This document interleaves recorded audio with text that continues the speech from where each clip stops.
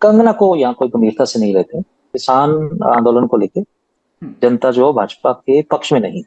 Election आता है, election का समय राम रहीम का बार बार पैरल मिल जाता है और भारतीय जनता पार्टी जो है वो अब उसको यूज करती है। मोटी मोटी समझ ये मानिए कि 22 जिला है हरियाणा में, तो 22 में से हर जिला में से कम 2 सीटें कांग्रेस पार्टी को आ रही है।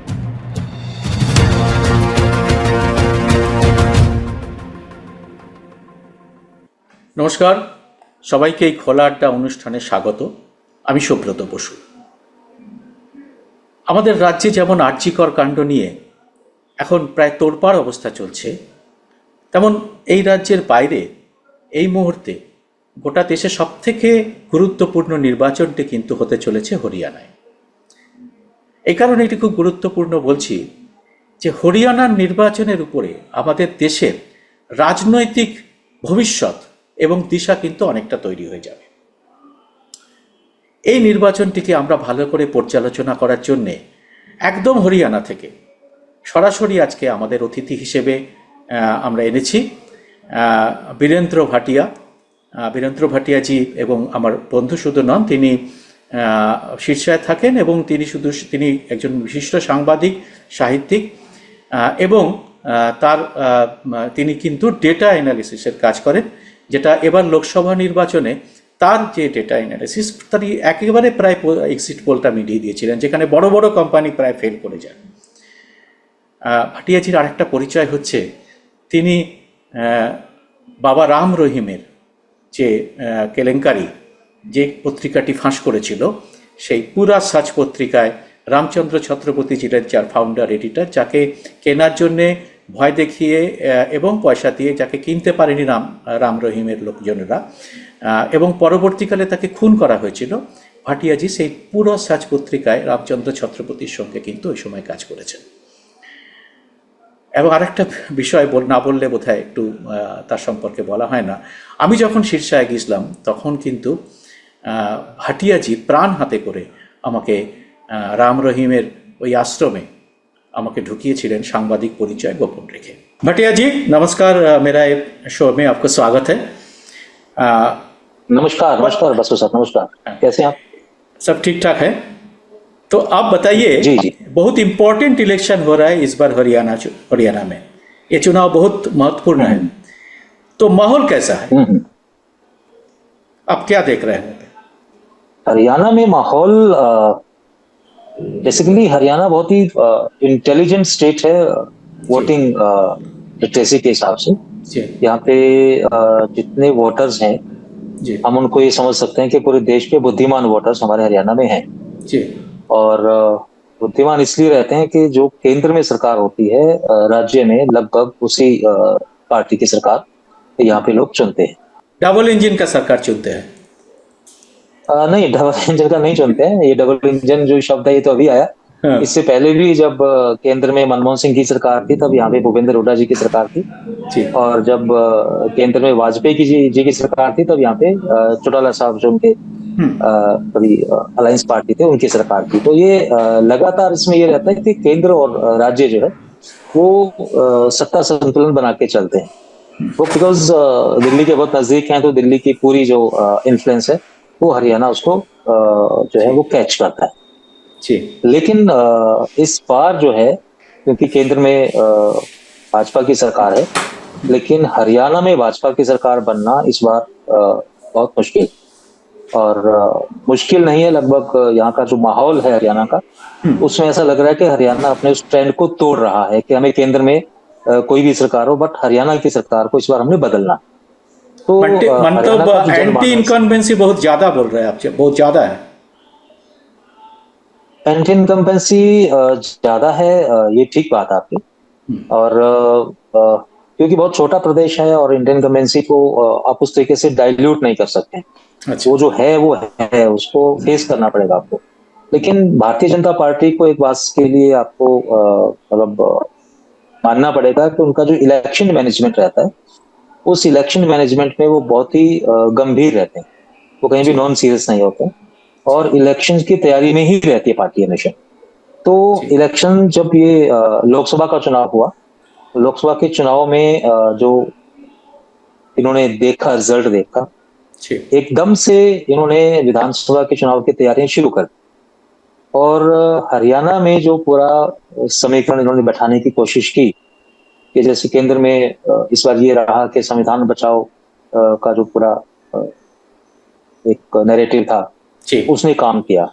और जो जी शेड्यूल कास्ट वोट था वो कांग्रेस की तरफ से तेजी से शिफ्ट हुआ। जी तो हरियाणा में जो शेड्यूल कास्ट वोट अभी 2 प्लान में जा रहा था, तो उसमें से काफी सारा वोट जो भारतीय जनता पार्टी ले रही। जी। अभी आप भारतीय एक जनता बार पार्टी आंकड़ा को ये बता लगा कि दीजिए, शेड्यूल कास्ट हमको जो लग रहा है जाट के बाद शेड्यूल कास्ट दलित वोट ही ज्यादा है, 21% का आसपास। लगभग बराबर है। 21% है। मतलब जाट का और शेड्यूल कास्ट वोट, हाँ, मतलब 20%, 21% का दोनों का आंकड़ा है। जाट का वोट और 26% होगा, 26, इसका बाद शेड्यूल कास्ट 21 20 20 20 20। 21%, शेड्यूल कास्ट का 21%, जाट का 20%, अराउंड एक अच्छा जैसा आंकड़ा अच्छा है। अच्छा। तो भारतीय जनता पार्टी को ये लगा कि ये जो वोट है ये कांग्रेस की तरफ से शिफ्ट हो रहा है।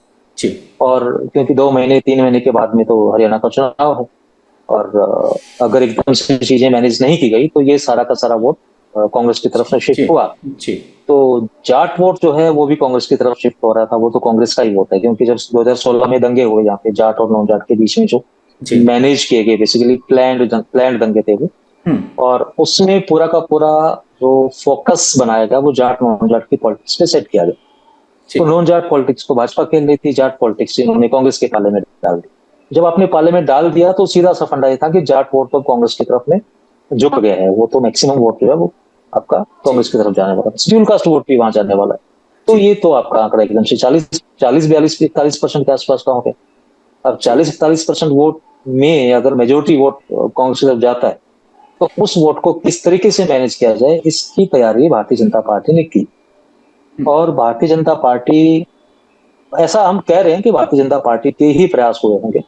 और क्योंकि यहाँ पे जो दो लोकल पार्टीज, जजपा और आईएनएलडी, जी। वो एक ही फैमिली की पार्टी है ना। वो इनेलो ही थी, इनेलो में से जजपा निकली, जिसमें दुष्यंत चौटाला चौटाला जी, सीएम थे, भाजपा चौटाला सरकार फैमिली से निकला। अलायंस में थे, चौटाला फैमिली से थे। तो दोनों पार्टियों ने अलग अलग शेड्यूल कास्ट वोट पे जो जिनका होल्ड रहता है, उन पार्टियों से अलायंस किया। जी आप समझिए कि दोनों पार्टियां जाट वोट के ऊपर फोकस करती हैं। जेजेपी जाट वोट पे फोकस करती है और इनेलो जाट वोट पे फोकस करती है, हाँ, राइट। और दोनों का अलायंस जो है वो शेड्यूल कास्ट फोकस करने वाली पार्टियों के, एक का चंद्रशेखर आजाद की पार्टी के साथ में, दूसरा मायावती की पार्टी के साथ। मायावती की पार्टी। अब जो, हाँ, अब इस पूरे गेम को समझिए कि भारतीय जनता पार्टी खुद तो खेल रही है नॉन जाट का पूरा कार्ड, लेकिन जो वोट कांग्रेस को जाना था, जाट का और नॉन जाट का और शेड्यूल कास्ट, उस वोट को इन्होंने इस तरीके से अलायंस करवा के और मैनेज करवा के पब्लिक में एक बहुत साफ मैसेज है कि कांग्रेस वर्सेस ऑल पार्टी इस बार चुनाव लड़ रही है। और एक साइड कांग्रेस और दूसरा साइड पूरा BJP plus others, all party है, इंक्लूडिंग आप। हाँ, इंक्लूडिंग आप, अरविंद केजरीवाल का पार्टी। इंक्लूडिंग आप भी कह सकते हैं, क्योंकि जनता ये कह रही है कि ऐसा कैसे पॉसिबल होता है कि बहुत एक पर्टिकुलर समय में एक नेताजी आते हैं जब इलेक्शन का समय है, और इलेक्शन का समय है तो वो आके एंटी इनकमेंसी वोटों के ऊपर अपना जोर आजमाने लगते हैं। और एक जो उनका आपस में गठजोड़ हो रहा था कांग्रेस और आम आदमी पार्टी, वो एंड टाइम पे वो टूट जाता है ना, वो भी नहीं होने दिया जाता। तो बहुत सारी चीजें बैक द पिक्चर प्ले करती हुई आज की तारीख में पूरा का पूरा जो माहौल है वो ये है कि Congress versus all other parties चुनाव लड़। एक चीज जो है, तो इस इलेक्शन में सबसे बड़ा मुद्दा, एक नैरेटिव तो सेट कर दिया राहुल गांधी ने। एक वायरल वीडियो भी हम दिखाए थे कुछ दिन पहले, हम किए थे उसको, जो हाँ डांकी रूट में जो हरियाणा से सबसे ज्यादा आदमी चला जाता है बाहर में, उस पर वीडियो था। बहुत इमोशनल वीडियो था, बहुत आदमी देखे थे मेरा वीडियो। तो आप बताइए, हरियाणा में जो सबसे बड़ा जो मुद्दा है इलेक्शन में, वो बेरोजगारी है। बेरोजगारी पूरे भारत में है, पूरे भारत तो सही है मगर, और पूरे भारत का इस सरकार का जो बेरोजगारी का जो रेशियो है, दर है, जो जिसको रेट बोलते हैं, मतलब वो बहुत भयंकर तरीके से बढ़ी, बेरोजगारी बढ़ी है एकदम से, इस बात में कोई दो राय नहीं। ठीक है, हरियाणा में भी बेरोजगारी बढ़ी है क्योंकि पूरे देश में बढ़ रही है। सही है। और डंकी वाला जो पूरा कंसेप्ट है वो पंजाब में ज्यादा है बजाय हरियाणा के। हरियाणा के लोग जी। विदेश में कम जाते हैं, पंजाब के लोग विदेश में ज्यादा जाते हैं। हम्म, तो ज्यादा जाते हैं तो उनके पास में जाने के अलग अलग जो तरीके होते हैं, उसके में से डंकी भी एक तरीका है जहाँ से वो लोग निकल के जाते सही हैं। हरियाणा के लोग भी उस सही। रास्ते को अडॉप्ट करते हैं, वो ठीक ठीक बात है।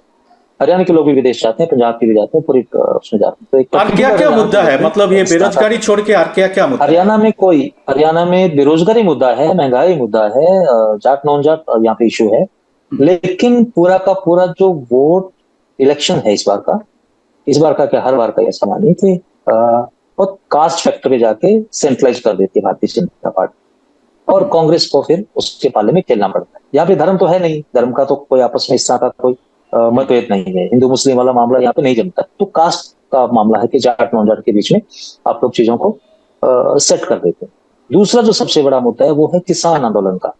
यहाँ सही। पे जब ये एजिटेशन हुआ, तो क्योंकि हरियाणा पंजाब दो ही स्टेट हैं जिन लोगों ने बहुत बड़े स्तर पे पार्टिसिपेट किया, और जब आपको दिल्ली जाना था किसानों को तो वाया हरियाणा होकर दिल्ली आप जाते, तो किसानों के रास्ते को रोकने वाली सरकार जो थी वो आज एक्सपोज हो गई है। उनकी पूरी वीडियो पुरानी वायरल हो रही है, उनके पुराने नेताओं को गांव में नहीं आने दिया जाता, उनके भाषणों को बार बार जो उन लोगों ने उन दिनों में दिए कि ये तो किसान है नहीं, इनको तो बाहर से फंडिंग होती है, ये वो सब चीजें अभी एकदम से परिदृश्य में दोबारा बहुत से गुस्सा आने है लगी। आदमी को, हम देख रहे थे कुछ वीडियो, बहुत गुस्सा है आदमी को, जो बीजेपी लीडर काफी को। सारे नेताओं को काफी सारे नेताओं को गांव में आने नहीं दिया जाता, या फिर उनसे सवाल किए जाते। और इवन के क्योंकि जजपा जो है वो 4 साल 4.5 साल उनके साथ में अलायंस में रही, जी। और अब भी उनके लोग जब जाते हैं तो वो गांव के बीच में बैठना चाहते हैं, लोगों के बीच में बात करना चाहते हैं, तो उनसे बहुत सवाल किए जाते हैं। जनता, हरियाणा की जनता सवाल करने में बहुत होता है। ये है कि नहीं है साहब?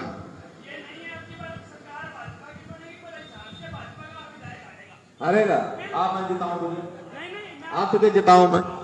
पकड़ लो इसको, अरे इसको पकड़ लो, ले जाओ पकड़ के, ले जाओ पकड़ के बाहर। हिम्मत कैसे होगी इसकी? अरे पकड़ के ले जाओ इसको बाहर।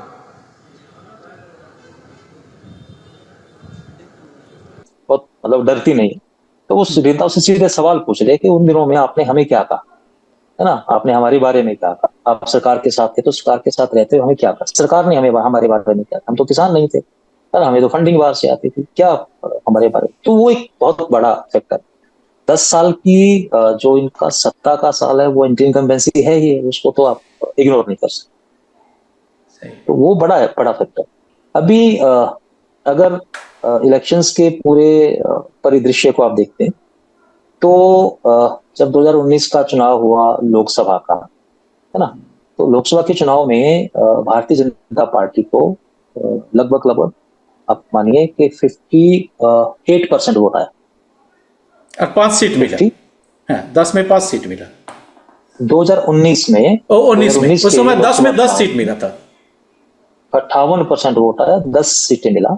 10 में कांग्रेस को 10 है, 28% वोट आया, जीरो सीट मिला, जी। है ना।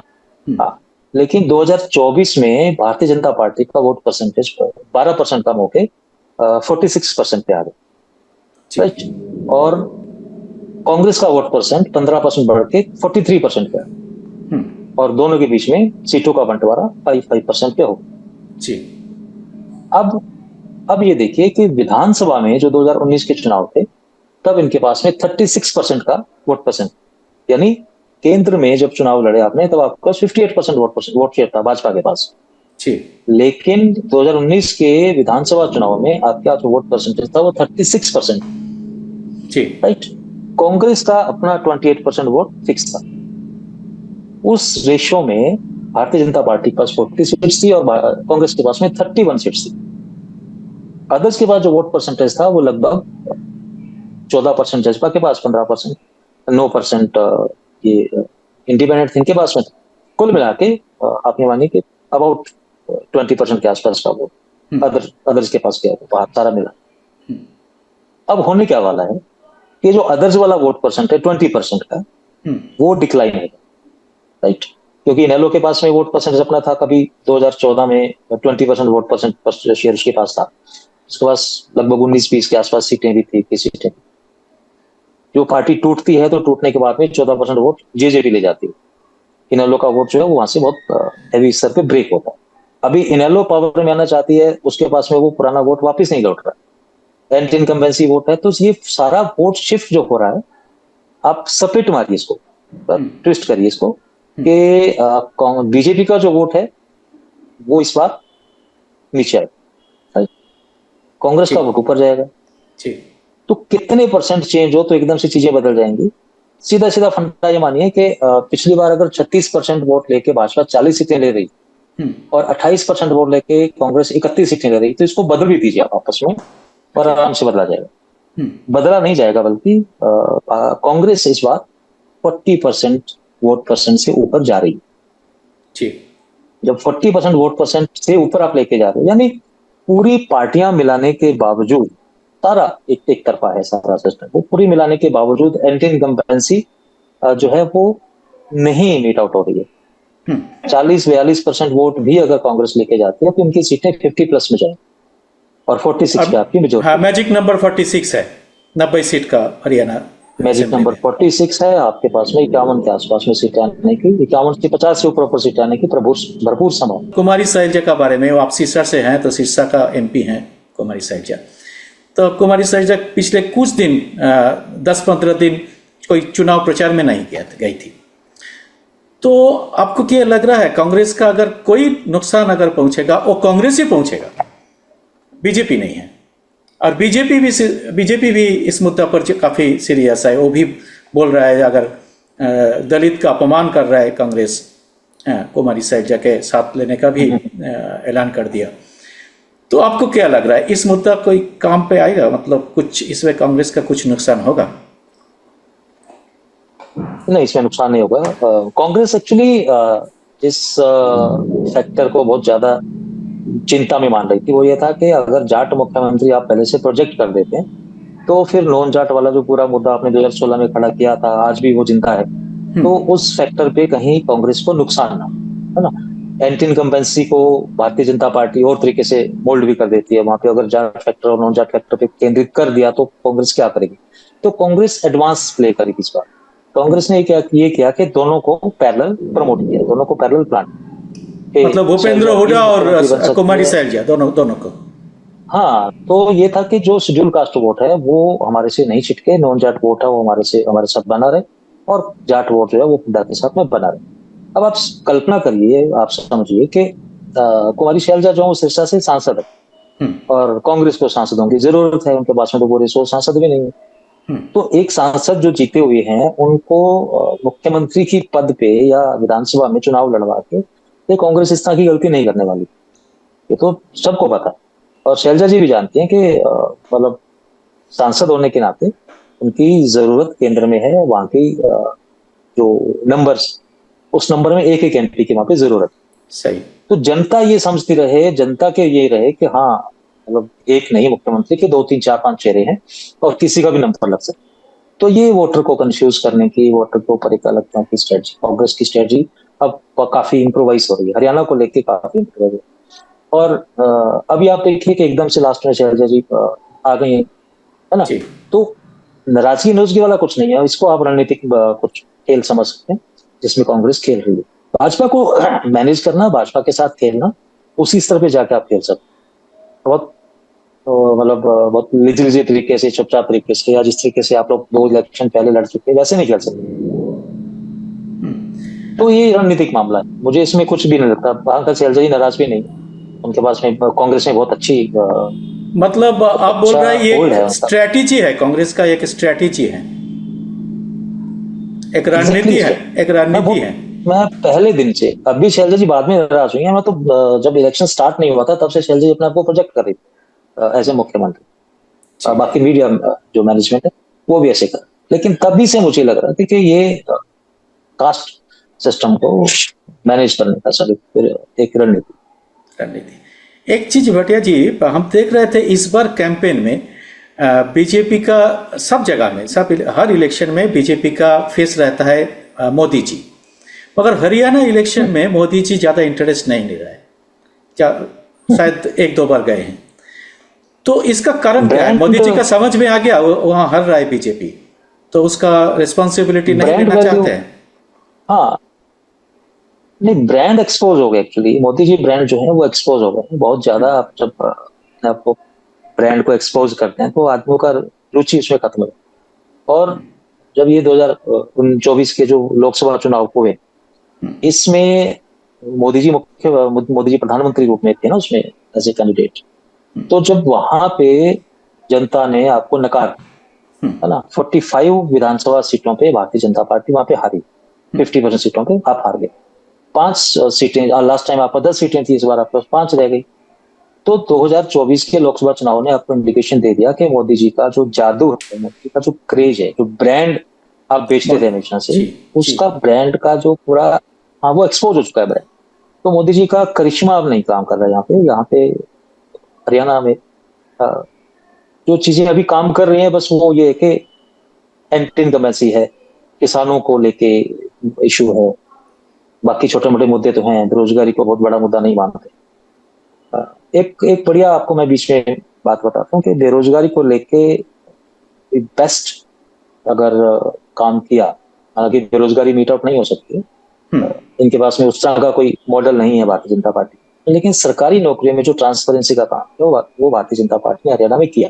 मतलब लोगों के अगर लोग लगे हैं तो मेरिट पे लगे गवर्नमेंट जॉब, और वो हर गांव से लगे, 2 2 3 3 4 4 5 5 वो हर गांव से लगे। तो भारतीय जनता पार्टी का जो हरियाणा में शासन है बेसिकली, वो उस तरीके से बुरा शासन नहीं था। लेकिन क्योंकि 10 साल से केंद्र में सारा मामला हो रहा है, किसानों को लेकर तो आपने बहुत अजीब सा काम किया, है ना, किसानों के तो खिलाफ खड़े रहे आप। पूरा किले जो गाड़ दिया आपने रास्ते में, आपने सड़कें रोक दी, आपने बहुत दीवारें चुन दी रास्ते में, है ना आपने। तो वो एक पूरा काम था सरकार का पूरे 10 साल में, तो ये तो बहुत बुरा काम। बाकी जो केंद्र सरकार कर रही है, भाजपा को यहाँ पे इम्प्लीमेंट करना पड़ा। लेकिन भाजपा का अपना जो शासन था राज्य को लेके, शासन को लेके, सुशासन को, जो आपकी न्याय व्यवस्था, क्या इसको बोलते हैं, प्रशासनिक जो व्यवस्था होती है, शांति अमन को लेके, पर सरकार को नंबर दिए जा सकते। भारतीय जनता पार्टी उस मामले में इस स्टेट में ठीक सरकार थी। किसानों को जो आप बीमा देते हैं ना, इंश्योरेंस वगैरह की फसल खराब हो, उसमें बहुत फास्ट काम करते हैं। पानी, सिंचाई, पानी में ठीक काम, बिजली को लेके ठीक व्यवस्था रखते। वो काफी चीजों पे आपको प्रशंसा करनी चाहिए सरकार की कि 10 साल में उन्होंने ठीक राज किया। एक चीज है, बार बार एक इशू आ रहा है कंगना रनौत को लेके। तो कुछ दिन पहले कंगना रनौत को एक स्टेटमेंट आया था, तो अभी आप भी आपका नजर में भी शायद आया था, जिसमें कंगना ने किसान बिल दोबारा से लागू नहीं, किसान बिल दोबारा से लागू करने का। तो आपको क्या लग रहा है, इस स्टेटमेंट का कुछ असर पड़ेगा? मतलब बीजेपी का कुछ नुकसान होगा इस स्टेटमेंट से? कंगना को यहाँ कोई गंभीरता से नहीं लेते, और पता कि उनको मुद्दों के बारे मगर में बीजेपी का मनसा पर तो थोड़ा संशय इसमें उसका मनसा लेके थोड़ा। पार्टी ने उनको पहले नोटिस दे चुके हैं कि आप पार्टी लाइन से आगे जाके बात करते हैं, वो बात नहीं करनी चाहिए। लेकिन यहाँ हरियाणा की जनता कंगना को बहुत गंभीरता से लेके नहीं जी। और किसानों को लेके बहुत एक राय है, मतलब किसान आंदोलन को लेके जनता जो भाजपा के पक्ष में नहीं। एक चीज है, मतलब आप बहुत दिन से काम कर रहे थे गुरमीत राम रहीम पर, पूरा सच न्यूज़पेपर में आप ही रामचंद्र जी के साथ उस समय लड़ाई किए थे। हम बार बार देख रहे हैं जब इलेक्शन आता है, इलेक्शन का समय राम रहीम का बार बार पैरल मिल जाता है। तो कुछ दिन पहले भी पंजाब इलेक्शन में भी पैरल मिला था, और कुछ बार बार पैरल मिलता है, कोई भी इलेक्शन आ जाता है। तो इस बार भी राम रहीम का कोई असर पड़ेगा अब सिरसा का आसपास, या कुछ असर पड़ेगा इलेक्शन में? राम रहीम जब यहाँ था डेरा सच्चा सौदा में बिफोर अरेस्ट, तब कुछ इन्फ्लुएंस उसका था यहाँ पे। जब से वो अरेस्ट हुआ है उसकी सारी पावर जो है वो वहां पे खत्म हो गई है, और भारतीय जनता पार्टी जो है वो अब उसको यूज करती है। और जब भी उनको लगता है कि कुछ भी वोट आएंगे, 1% आए, 2% आए, आधा % आए, जो भी आए, इसके आने से अगर फायदा होता है तो ठीक है, इसको निकालो, है ना। तो वो राम रहीम को लेके अब कोई इन्फ्लुएंस नहीं है। लेकिन राम रहीम को लेके भारतीय जनता पार्टी ने एक अपराधी है उसको आपने बलात्कारी है सबसे बड़ा बंगाल में। अभी तो आप जान ही रहे हैं, हाँ, बलात्कार के खिलाफ, मर्डर के खिलाफ बहुत बड़ा मूवमेंट चल रहा है। Yes yes yes. लेकिन भारतीय जनता पार्टी पैरोल को लेके उनको सुविधा दे रही है, पैरोल को लेके बाकायदा आपने अपने जो रूल्स हैं, रेगुलेशंस हैं, उनमें आपने ढील दी। तो ये सब चीजें भी जनता देगी। तो अब राम रहीम के फॉलोअर्स ने जब भी इन्होंने अपना पॉलिटिकल विंग बनाया था, तभी से इनके ऊपर ये जो के खुद के फॉलोअर्स थे, उनमें से काफी लोगों ने कहा कि बाबाओं का काम पॉलिटिक्स में इस तरह से विंग बनाना नहीं। आपके डेरा में पॉलिटिकल लोग आते हैं, आए ठीक है, वो हर आदमी आएगा, क्राउड देखते हैं तो उनको आना, लेकिन आप पॉलिटिकल विंग बना के आप डायरेक्ट राजनीति में इंटरेस्ट ले रहे हैं और आप पर्टिकुलर किसी पार्टी को फेवर करते हैं, ये के फॉलोअर के बीच में ही मत थे। फॉलोअर उस तरीके से पॉलिटिकल, मैंने कहा कि हरियाणा के जो वोटर्स हैं, समझदार वोटर्स, उस पर से आदेश आता है तो उस तरीके से वोट नहीं देते। उनकी अपनी एक समझ है, उस हिसाब से वो वोटिंग। अब पूरा हरियाणा में मैंने दो टाइप का हरियाणा है। एक तो गुड़गांव का साइड में हरियाणा है, वो बहुत रिच हरियाणा है, और दक्षिण हरियाणा भी उसका साथ उल्टा फाइनेंशियल स्टेटस वहाँ पे है। तो आपको लग रहा है पूरा हरियाणा एक ही साथ एक ही टाइप में वोट करेगा? जहाँ गुड़गांव के आदमी जो वोट करेगा वही पैटर्न में वोट होगा दक्षिण हरियाणा में?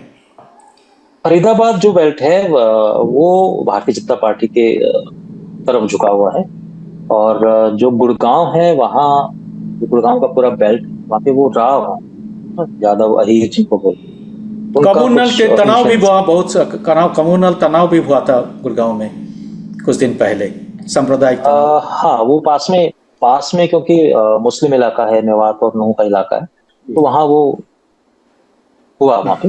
तो मुस्लिम वोट तो नहीं जाता है भाजपा को, वो तो नेचुरल है कि पूरे देश में नहीं जाता, तो यहाँ तो जाने का कुछ चांस नहीं है। हाँ। जो फरीदाबाद की बेल्ट है वो भाजपा की तरफ झुकती है, भाजपा को वहां भी सीटें कुछ मिलेंगी। लेकिन जो गुड़गांव की बेल्ट है, जहाँ अहीर स्टार्ट होते हैं और आगे तक जाते हैं नीचे, वहां पे पिछली बार जो राव इंद्रजीत का 2019 में जो मार्जिन था वो 6 लाख वोटों के आसपास वो जीते थे। अब भी जो उनकी जीत हुई है, हालांकि वो जीत तो गई, और जीत इसलिए गई कि राजबब्बर जो उनके सामने था वो बहुत बाद में उतारे गए। 15-20 दिन का राजबब्बर को काम करने का टाइम मिला, उसमें भी सिर्फ 75,000 वोटों से राव जो है इंद्रजीत वो जीते। और बिकॉज मैं गुड़गांव में रहता हूँ, मेरी कंपनी गुड़गांव में काम करती है, तो हम लोग गुड़गांव के आसपास के एरिया में खूब इसको नोटिस करते हैं। तो यहाँ पे जो राव इंद्रजीत का जो जादू है उस तरीके से काम नहीं कर रहा है, अभी नहीं कर रहा है। अभी राव के सामने उधर भी राव खड़े हैं, राव वोटों को जो है वो उस तरीके से डिवाइड करने की पूरी इनके पास में पॉलिसी है। तो राव जो एक तरफा भाजपा को जाता था, इस बार नहीं जा रहा। इस बार वहां पे बिल्कुल फाइट। आप ये मानिए कि अगर 46% भाजपा को गया तो 44% कांग्रेस को भी जा सकता। तो वो बेल्ट, उसके बाद जीटी बेल्ट, टाइम खत्म हो गया।